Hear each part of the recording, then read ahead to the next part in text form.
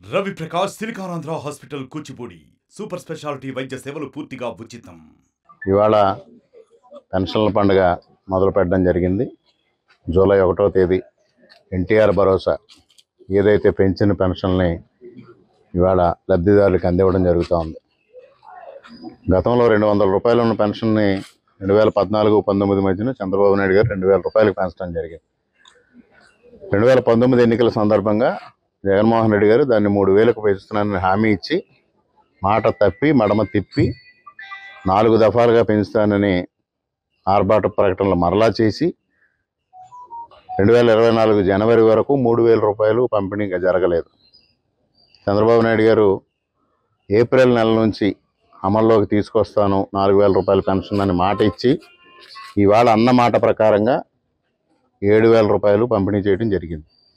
అదేవిధంగా రేపటి నెల నుంచి ఆగస్టు నెల నుంచి యథావిధిగా ప్రతి నెల కూడా 4000 రూపాయలు ఇవ్వడం జరుగుతుంది. అదేవిధంగా వికలాంగులకి 3000 నుంచి 6000 చేయడం జరిగింది.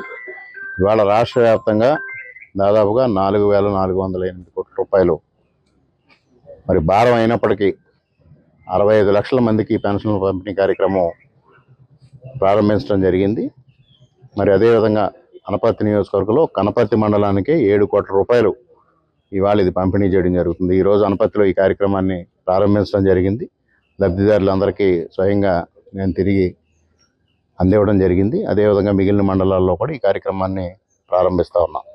చాలా సంతోషం. ఇచ్చిన మాట ప్రకారంగా అన్న మాట నిలబెట్టుకున్న వ్యక్తి ఇవాళ చంద్రబాబు నాయుడు గారు. దానికి జగన్మోహన్ రెడ్డి పెద్ద ఆర్భాట ప్రచారం మాట తప్పను మడమ తిప్పను అని. ఏ విధంగా మాట తప్పాడో మడమ తిప్పాడో రాష్ట్ర ప్రజానీకం అందరూ చూశారు. మాట తప్పను మడమ తిప్పను అని చెప్పుకున్న వ్యక్తి మాట తప్పడానికి మడమ తిప్పడానికి ఒక బ్రాండ్ అంబాసిడర్గా ఈ ఆంధ్రప్రదేశ్ రాష్ట్రంలో మిగిలిపోయాడనేది కూడా ఈ సందర్భంగా తెలియజేస్తా ఉన్నా. మరి గతంలో మాట తప్పడు మడమ తెప్పడు అని ప్రతిపక్ష పార్టీ నాయకులు పెద్ద ఎత్తున ప్రచారం చేసుకోవడం జరిగింది. 2019 ఎన్నికల ముందు ఆ మాట తప్పని వ్యక్తి మడమ తిప్పని వ్యక్తి ఆనాడు 2000 రూపాయలు ఉన్న పెన్షన్ని 3000 చేస్తానని హామీ ఇవ్వడం జరిగింది. 3000 చేస్తానని హామీ ఇచ్చిన వ్యక్తి ప్రమాణ స్వీకారం రోజునే మాట తప్పి మడమ తిప్పి దఫాలుగా 4 దఫాలుగా పెంచుకుంటూ పోతానని వాగ్దాన భంగం చేయడం జరిగింది. ఆ 250 రూపాయల పెంపు 4 దఫాలుగా కూడా ఏ విధంగా జరిగిందో రాష్ట్ర ప్రజానీకానికి అందరికీ తెలుసు. చివరికి 2024 జనవరి వచ్చే వరకు పూర్తి స్థాయిలో 3000 రూపాయల పెన్షన్ లబ్ధిదారులకు అందని పరిస్థితి మనం చూసాం. అదేవిధంగా మరి ఆనాడు చీఫ్ సెక్రటరీగా ఉన్న వ్యక్తి నిబంధనలు గాలి వదిలేసి విలువలకు నిరోధకాలు ఇచ్చి 3 మాసాల పాటు లబ్ధిదారులను ఏ విధంగా ఇబ్బంది పెట్టారనేది కూడా తెలుసు.